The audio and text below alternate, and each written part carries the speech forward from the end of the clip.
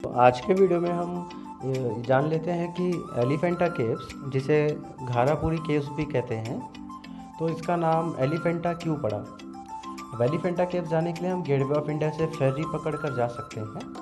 तो जैसे आप तस्वीर में देख सकते हैं, ये एलिफेंटा केव्स की तस्वीरें हैं। तो इतिहास के अनुसार जब पोर्चुगीज़ वहाँ पहली बार गए थे, तो सामने उन्हें ब्लैक पत्थर से बनी हुई एक एलिफेंट की मूर्ति दिखी थी।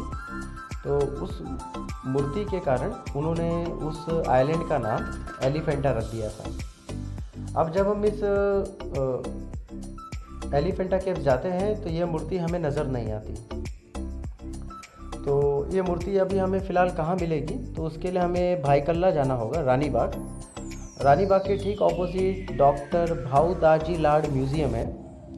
उस म्यूज़ियम के सामने एक एलिफेंट की मूर्ति पड़ी हुई है, रखी हुई है, और उस मूर्ति के कारण ही एलिफेंटा केव्स का नाम पड़ा था, जैसे कि आप वीडियो में देख सकते हो।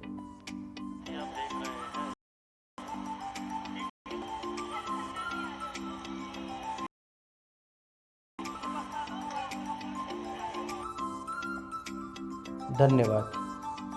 जय हिंद।